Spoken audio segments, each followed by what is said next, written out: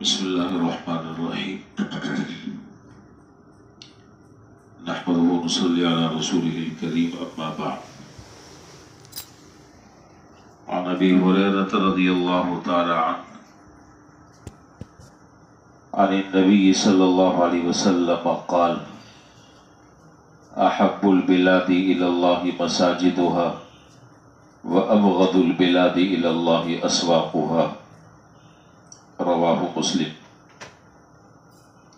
حضرت ابو ہریرہ رضی اللہ تعالیٰ عنہ سے روایت ہے کہ جناب نبی کریم صلی اللہ علیہ وسلم نے ارشاد فرمایا، اللہ تعالیٰ کے نزدیک بستیوں میں سب سے اچھی بستی یا بستیوں کے حصوں میں سے سب سے اچھا حصہ وہ اللہ کے یہ گھر ہیں جنہیں ہم مساجد کہتے ہیں، اور سب سے زیادہ اللہ تعالیٰ کی نظروں میں ناپسندیدہ جگہیں بازار ہیں۔ پسندیدہ جگہ مساجد ہیں اور ناپسندیدہ جگہ بازار ہیں۔ یہ بات تو ہر شخص جانتا اور سمجھتا ہے کہ اسلامی معاشرے میں مسجد کی کیا اہمیت ہے۔ یوں سمجھ لیں کہ مسلمانوں کے لیے یہ ایک دینی درسگاہ ہے جہاں سے آدمی کو بہت ساری چیزوں کا علم اللہ تعالیٰ عطا فرماتے ہیں، اور اس مسجد کے بڑے شریعت نے حقوق رکھے ہیں، کئی طرح کے حقوق ہیں، مسجد کے کئی طرح کے آداب ہیں، مسجد کی کئی طرح کی ذمہ داریاں ہیں جو مختلف لوگوں پر مختلف ذمہ داریاں عائد ہوتی ہیں۔ یہ بڑا تفصیل طلب موضوع ہے، اس میں سے صرف چند باتیں، اس حدیث جو میں نے ابھی پڑھی ہے اس کے ذیل میں چند باتیں عرض کرنی ہیں۔ حدیث شریف میں ہے کہ حضور اکرم صلی اللہ علیہ وسلم نے ارشاد فرمایا، وَمَا اجْتَمَعَ قَوْمٌ فِي بَيْتٍ مِّن بُيُوتِ اللَّهِ يَتْلُونَ كِتَابَ اللَّهِ وَيَتَدَارَسُونَ فِيهِمْ إِلَّا نَزَلَتْ عَلَيْهِمُ السَّكِينَةُ وغشيهم الرحمة وحفتهم الملائكة وذكر الله في من عنده من بطأ به عمله لم يسرع نسبه۔ اس حدیث کا حاصل یہ ہے کہ جہاں چند لوگ جس گھر میں جمع ہوتے ہیں اور وہاں جمع ہو کر وہ اللہ تعالیٰ کا ذکر کرتے ہیں، قرآن کی تلاوت کرتے ہیں، ذکر اور اذکار اور دعاؤں میں مشغول ہوتے ہیں، اللہ تعالیٰ اس پوری مجلس پر اپنی سکینہ اور رحمت نازل فرماتے ہیں، اور اس کو رحمت سے ڈھانپ لیتے ہیں، اور فرشتے اپنے پردوں سے اس کو ڈھانپ لیتے ہیں اس مجلس کو، اور اللہ تعالیٰ اس مجلس کا ذکر ان لوگوں کی اور ان اشخاص کی مجلس میں کرتے ہیں جو ان لوگوں سے بھی افضل ہیں، یعنی فرشتوں کی مجلس میں اللہ تعالیٰ ذکر کرتے ہیں اس مجلس کا جس میں اللہ تعالیٰ کا ذکر کیا جا رہا ہو۔ آگے بڑا عجیب جملہ ہے حدیث میں، اگر سمجھ میں آ جائے تو بہت بڑا جملہ ہے، بہت بڑی حقیقت بتلائی گئی ہے۔ من بطأ به عمله لم يسرع نسبه، جس آدمی کو اس کا عمل آگے نہیں لے جا سکتا اس کا نسب حسب اسے آگے نہیں لے جا سکتا۔ جس آدمی کا عمل اسے آگے نہیں لے جا سکتا اس کا حسب نسب سے اس کو کوئی فائدہ نہیں ہوگا۔ لوگ کہتے ہیں نا کہ جی میرے ابا تو یہ ہیں، میرے دادا یہ ہیں، میرے پردادا وہ تھے، میرا تعلق جس تنظیم سے آپ کو پتہ نہیں ہے کہ وہ لوگ کس قسم کے ہیں، فلانا۔ بھائی اصل اعمال ہیں، اعمال ہوں گے تو آپ سب سے آگے ہیں، اور اگر عمل کچھ بھی نہیں ہے، صرف آپ کی نسبتیں کہ جی میرے چچا یہاں کے رہنے والے ہیں اور نانا میرے وہاں کے تھے، دادا وہاں کے تھے، پردادا وہاں کے تھے، سکڑ دادا وہاں کے تھے، یہ نسبت آپ کو آگے نہیں بڑھا سکتی۔ آگے تو آپ کو آپ کا عمل بڑھائے گا، آگے آپ کو آپ کا عمل بڑھائے گا۔ تو بہرحال اس روایت میں بھی اس بات کا تذکرہ ہے کہ اللہ تعالیٰ کے گھر میں آدمی ذکر کرے، قرآن شریف کی تلاوت کرے، دعا کرے، اچھے کام کرے، دین کی بات سنائے، قرآن کریم کا مذاکرہ ہو وغیرہ وغیرہ۔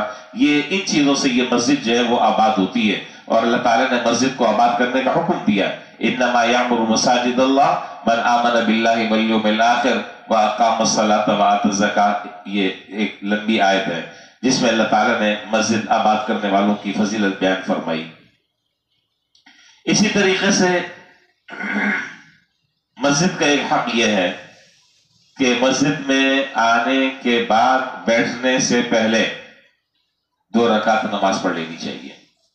چنانچہ حدیث میں اذا دخل احدكم المسجد فلا يجلس حتى يصلي ركعتين، جب تم میں سے کوئی آدمی مسجد میں آئے تو اس کو بیٹھنے سے پہلے 2 رکعت نماز پڑھ لینی چاہیے، یہ مسجد کا حق ہے ہم پر۔ اب یہ جو 2 رکعت نماز پڑھنی چاہیے، احناف کے ہاں تو یہ استحباب پر محمول ہے، یعنی مستحب ہے، اور حنابلہ اور مالکی حضرات کے ہاں یہ واجب ہے، یعنی اس وقت تک کہ آپ کے لیے ان حضرات کے ہاں بیٹھنا جائز نہیں ہے جب تک کہ آپ 2 رکعت صلاۃ تحیۃ المسجد نہ پڑھ لیں۔ اور امام ابو حنیفہ رحمۃ اللہ علیہ کے ہاں واجب نہیں ہے، مستحب ہے، فضیلت کی بات ہے۔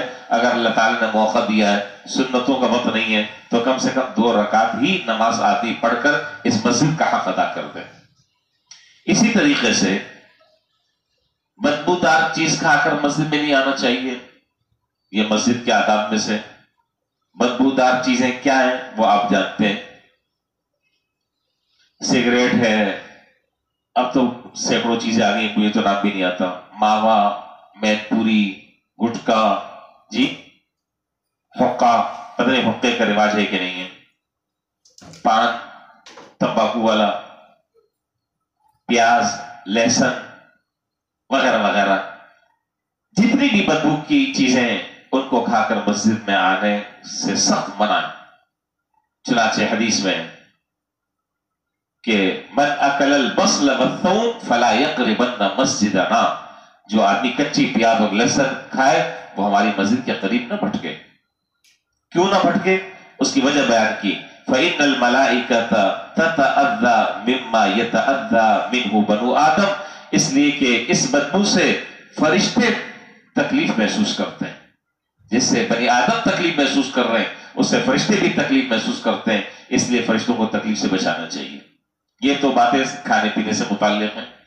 اسی طریقے سے پسینے سے شرابور ہو کر مسجد میں آدمی آ رہا ہے، اللہ نے اس کو حیثیت دی ہے، اللہ نے اس کو وسعت دی ہے، گنجائش دی ہے، بھائی اتر لگا لو۔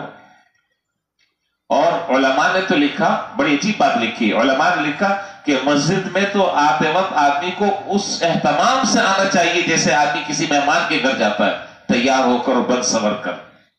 اب جب ہم کسی شادی بیاہ میں جاتے ہیں تو کتنا وقت لگتا ہے سنگار میز کے سامنے کھڑے ہو کر کہ یہ ویسٹ کوٹ اچھی لگ رہی ہے، یہ نہیں لگ رہی ہے، یہ جو ٹائی ہے یہ سے میچ ہو رہی ہے، یہ نہیں ہو رہی، بال جو ہے وہ کس طرح کا بنانا ہے، آج کل فیشن کون سا چل رہا ہے۔ ارے اللہ کے گھر میں منہ اٹھایا اور چل پڑے۔ کوئی جو ہے وہ مکینک ہے، وہ اپنے گندے کپڑوں میں آ رہا ہے، کوئی جو ہے وہ مچھلی فروش ہے، اس کے جسم سے اور کپڑوں سے بدبو اٹھ رہی ہے، تعفن اٹھ رہی ہے۔ کیا اللہ تعالیٰ کا گھر اس قابل بھی نہیں ہے کہ وہاں پر ہم اہتمام سے مسجد میں داخل ہوں، بن سنور کر داخل ہوں؟ کیوں کہ اللہ اپنے بارگاہ میں ہمیں بلا رہے ہیں، اللہ تعالیٰ ہمیں اپنے حضور کھڑا کر رہے ہیں، تو اللہ تعالیٰ کا حق اور اللہ تعالیٰ کا دربار عام درباروں سے بہت زیادہ ہے۔ یہ تو ایک عام آدمی کا دربار نہیں ہے، یہ اللہ تعالیٰ کا جو رب الارباب ہے یہ اس کا دربار ہے، اس لیے اس بات کا بہت زیادہ اہتمام کرنا چاہیے۔ آپ نے دیکھا ہوگا رات کے پجامے پہنے صبح اٹھ کر اسی میں آگے نماز پڑھ رہے ہیں وہ خدا کے بندے۔ اب آپ سے یہ کوئی کہے کہ جی منسٹر صاحب نے آج آپ کو شام کو انوائٹ کیا ہے، آج شام کو منسٹر صاحب نے، عمران خان صاحب نے آپ کو آج بلایا ہے، آپ بتائیں کیا یہ پجامہ پہن کر آپ جائیں گے؟ وہ تو بہت ایک چپڑاسی اور 12-13 گریڈ کا کوئی افسر اگر آپ بلا لیں تو اس میں بھی کاٹن کے کپڑے پہن کر جاتے ہیں، اس لیے کہ بھائی دراصل اس کو بھرم پڑے، اسے پتہ چلے کہ کوئی صاحب آ رہے ہیں۔ اور اللہ تعالیٰ کا جو دربار ہے، اللہ تعالیٰ کا جو گھر ہے، اس میں جو ہے وہ پجامہ پہنا ہوا ہے اور آگے مسجد میں، یہ مناسب بات نہیں، غیر مناسب بات۔ یہ اسی طریقے سے، اسی لیے قرآن میں حکم ہے، یا بنی آدم خذوا زینتکم عند کل مسجد، جب تم مسجد میں آؤ تو زینت کو لازم پکڑ لو، جب مسجد میں آؤ تو زینت کو لازم پکڑ لو۔ ہر جگہ ہم اہتمام سے جاتے ہیں، لیکن اگر اہتمام نہیں ہوتا تو مسجد میں آتے وقت اہتمام نہیں ہوتا، یہ غلط بات ہے۔ مسجد میں اہتمام ہونا چاہیے، یہ سمجھ کر کہ اللہ تعالیٰ کی بارگاہ میں جا رہا ہوں، اللہ تعالیٰ کے سے اب میں گفتگو کر رہا ہوں، اللہ تعالیٰ سے اب بات چیت کر رہا ہوں، تو اہتمام ہونا چاہیے۔ اچھا جی، اسی طریقے سے مسجد میں بیٹھ کر ذکر میں، قرآن کریم کی تلاوت میں، ان اعمال میں آدمی کو مشغول ہونا چاہیے. اور دنیا کی مسجد میں باتیں کرنا یہ سب گناہ کی بات ہے. اور آپ یہ بات جانتے ہیں، آپ کیا، ہر مسلمان جانتا ہے کہ مسجد میں بیٹھ کر دنیا کی باتیں کرنا سخت منع ہے. اس میں بڑی شدید وعید آئی ہے وغیرہ وغیرہ. یہ ساری باتیں اللہ تعالی ہمیں مسجدوں کو، اچھا اسی طرح مسجد کی صفائی ستھرائی، اس سے مسجد کی صفائی ستھرائی یہ مسجد کے انتظامیہ اور خادمین کی ذمہ داری نہیں ہے، ہم سب کی مشترکہ ذمہ داری ہے کہ جب ہم گھر میں آ رہے ہیں اللہ تعالیٰ کے، تو کہیں کوئی چیز نظر آتی ہے تو از خود ہم اس کو اٹھا لیں، اٹھا کر اس کو پھینک دیں. مسجد کو دھولی دی جائے، مسجد کو معطر رکھا جائے. اب یہ چیزیں ہمارے ہاں آہستہ آہستہ ختم ہو رہی ہیں. جو عرب بلاد ہیں وہاں پر آپ دیکھیں گے ان چیزوں کا رواج ہے، وہاں بخور باقاعدہ مسجد میں لگایا جاتا ہے، پوری مسجد جو ہے وہ معطر ہو رہی ہوتی ہے. اور یہاں تو ہمارے، ہم خود اتنے معطر ہو رہے ہوتے ہیں کہ اس سے مسجد بھی معطر ہو جاتی ہے. وہ معطر ہونا میرا مراد نہیں ہے، اصل خوشبو جو ہے وہ مسجد میں دینی چاہیے، صفائی ستھرائی ہونی چاہیے، ایک نظم و نسق ہونا چاہیے، نظم اور ترتیب ہونی چاہیے. آدمی پتہ چلے کہ کسی واقعی مسجد میں گئے، دل خوش ہو جائے آدمی کا. اور اللہ کا شکر ہے ہماری جو مسجد ہے، کس چیز کی کمی ہے، کس چیز کی کمی ہے؟ کوئی ایک کمی آپ بتا دیں. بس یہ ہے کہ اس کو زیادہ سے زیادہ آباد کرنے کی فکر کی جائے اور اس مسجد میں زیادہ سے زیادہ عبادت کی جائے اور قرآن کریم کی تلاوت اور دعائیں اور ذکر اور اذکار سے اس مسجد کو آباد کریں. اللہ تعالیٰ، اور بھی بہت سارے حقوق ہیں، میں نے بس مختصر سے وقت میں چند باتیں جلدی جلدی ذکر کر دی ہیں. اللہ تعالیٰ ہمیں مسجد کو آباد کرنے کی توفیق عطا فرمائے. مسجد میں اللہ تعالیٰ ہمیں دل لگانے کی توفیق عطا فرمائے. جن لوگوں کا مسجد میں دل لگتا ہے، قیامت کے دن عرش کے سائے میں اللہ تعالیٰ انہیں جگہ نصیب فرمائیں گے. سبعۃ یظلھم اللہ، اللہ تعالیٰ 7 آدمیوں کو عرش کا سایہ نصیب کریں گے. اس میں ایک آدمی وہ ہے کہ قلبہ معلق بالمساجد، کہ اس کا دل ہر وقت مسجد سے اٹکا رہتا ہے. باہر جاتا ہے بس فوراً دل چاہتا ہے جلدی سے مسجد میں پہنچ جاؤں. دکان میں اب انتظار میں ہے کہ کسی طرح دوسری اذان ہو، فوراً میں مسجد میں پہنچوں. اللہ تعالیٰ ایسے آدمی کو قیامت کے دن عرش کا سایہ نصیب کریں گے. اللہ تعالیٰ ہم سب کو اس کی توفیق عطا فرمائے. وآخر دعوانا الحمدللہ رب العالمین.